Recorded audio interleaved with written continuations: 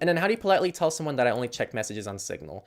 Um, this really depends. So I have been recently talking to a lot of strangers and trying to all get them to use Signal, and I have a pretty good success rate. Almost all of them I eventually get on Signal, but I have kind of transitional services to get there sometimes. Some people I just tell them straight up like, hey, Signal's the best platform for me. It's where I check the most often. I think it's probably the best thing overall, and it's what everyone I talk to uses. That might get like a third of the people just immediately on Signal that I talk to. From there, though, um, from there, I'd say it's transitional. Like you might get them on one platform and it's like, hey, audio messages don't really work well on this platform. We should like use Signal. Or hey, I don't have the desktop client for this, but I have the desktop client on Signal. Like, why don't we migrate to Signal?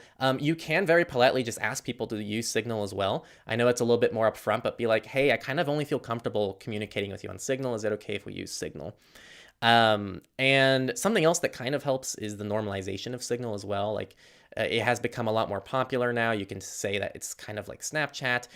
Frankly, I almost never use the privacy and security of Signal as a selling point to get people on Signal.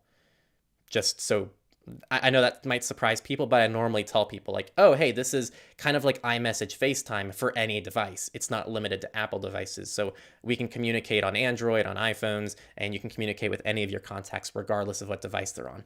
I guess except the Linux phone.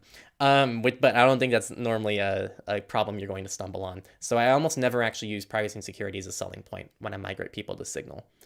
Which makes sense because most people don't care about privacy or else they'd probably already be using Signal. So why are you going to be able to sell them to Signal on a privacy or security selling point? I say get them on Signal and then be like, oh, by the way, did you know that this like is the same encryption that's used for like every other messenger that has end-to-end encryption for the most part? Like Facebook Messenger uses, I believe Facebook Messenger, don't quote me on that. I'm fairly certain Facebook Messenger's end-to-end encryption uses the Signal protocol. I know that WhatsApp uses it, and then you have Google Messages that uses it. So like all these services use Signal's encryption. So kind of fun stuff to throw your way.